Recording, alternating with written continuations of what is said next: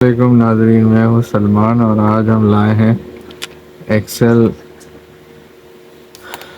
Excel लाए हैं 7015 Excel 7015 version 2।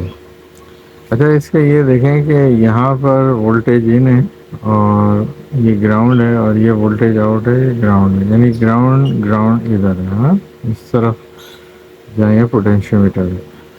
इस चिप का फ़ायदा ये है जनाब वाला कि ये तकरीबन आप कह सकते हैं, कह नहीं सकते हैं बल्कि 80 वोल्ट इनपुट ले लेती है। 5 टू 80 वोल्ट इनपुट और आउटपुट में 5 टू 20 वोल्ट।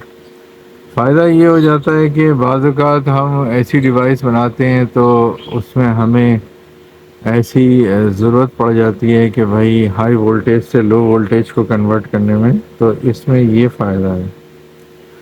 तो ऑन करके देख लेते हैं इसको, ठीक है। ये मेरी पावर सप्लाई है, तो इधर वोल्टेज इन है तो प्लस इसको लगा लेते हैं। ये उल्टे नहीं लगाइएगा, जल जाते हैं, मैंने देखा है, फिर ख़राब हो जाते हैं। एक ही दफ़ा में ये आप इसको एक दफ़ा में सही लगाएं, ठीक है ना। और ये हम आउटपुट में एक वोल्ट मीटर लगा लेते हैं ताकि हमें पता रहे कि क्या आउटपुट वोल्टेज आ रहा है। तो ये हम लगा लेते हैं इसको इस तरह से। तो आप ये देखें कि अभी ये 10 वोल्ट आ रहे हैं, है ना। और हमारे पास ये इनपुट के तौर पे लगा लेते हैं ताकि, क्योंकि पावर सप्लाई में शो कर नहीं सकता, उधर कैमरे में इस तरफ फोकस है, तो हम ये इनपुट पे लगा लेते हैं और ताकि हमें पता रहे कि क्या हो रहा है। तो अगर आप ये देखें तो इनपुट पे वोल्टेज 23 आ रहे हैं और आउटपुट पे 10 आ रहे हैं। तो हम ये पोटेंशियोमीटर है, इसको हम एडजस्टेबल टाइप है, आप अपने हिसाब से लेट से हमने अभी इसको अभी इनपुट पे हमने 33 वोल्ट आ रहे हैं, ठीक है ना। लेकिन हम आउटपुट पे जाए, आउटपुट पे हम 12 वोल्ट सेट करना चाह रहे हैं, तो आप इसमें इसको आप 12 वोल्ट पे भी सेट कर सकते हैं, इसके पोटेंशियोमीटर को घुमा के। ये 150 किलो हर्ट्ज़ पे काम कर रहा होता है, डीसी टू डीसी कन्वर्टर है।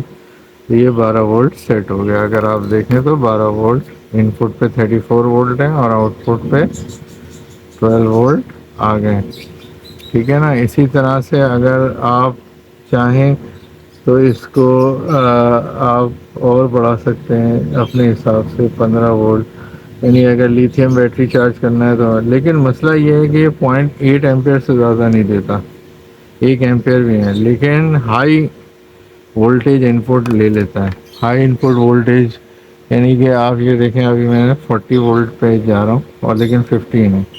अब हम इसको क्या करेंगे कि इसको अगर अगर अगर आपको ज़रूरत है लेट से 40 वोल्ट से 5 वोल्ट की, तो ये 31 वोल्ट पे मैक्सिमम चला गया। तो अब हम इसको एडजस्ट करते हैं। आपकी रिक्वायरमेंट 5 वोल्ट है तो हम 5 वोल्ट पे एडजस्ट करके देख लेते हैं। तो ये बक कन्वर्टर क्या करता है और ये हीटिंग होता है या नहीं होता। तो हम इसको ले जाते हैं एग्जैक्टली 5 वोल्ट पे, क्योंकि ज़्यादातर कंट्रोलर जो हैं वो 5 वोल्ट पे सेट होते हैं। तो आप ये देखें कि 5.2 पे ये आके रुक गया और 40 वोल्ट इनपुट है। तो 5 वोल्ट से स्टार्ट होके ये जाता है तकरीबन 30 तक। और इनपुट इसकी अच्छी बात ये है, गर्म भी नहीं हो रही चिप, इसमें ये भी 150 किलो हर्ट्ज़ पे ये बक कन्वर्टर काम करता है। तो 40 वोल्ट से आपने 5 वोल्ट निकाल लिए, ठीक है ना।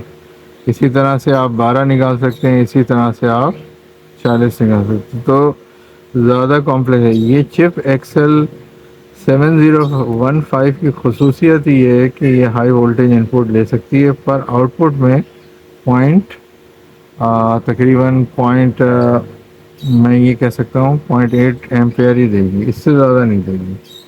तो हम इसको अगर ये मिनिमम वैल्यू है इसकी, और अगर आप इसको बढ़ाना चाहें तो फिर ये पोटेंशियोमीटर से आप इसको अपने हिसाब से, जैसे 12 वोल्ट है, कोई चलाना चाहता है कि भाई आ, आ, आपका राउटर चल रहा है 9 वोल्ट्स पे, किसी का चलता है, किसी का 12 वोल्ट पे चलता है, तो 9 वोल्ट आप एडजस्ट कर सकते हैं।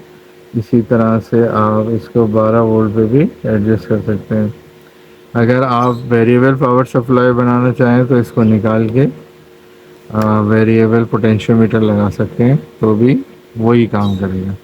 उम्मीद है आपको ये वीडियो बहुत अच्छी लगी होगी, तो प्लीज़ लाइक करें और सब्सक्राइब करें, और नेक्स्ट वीडियो को हम आगे चलते हैं। उस वक्त के लिए अल्लाह हाफ़िज़।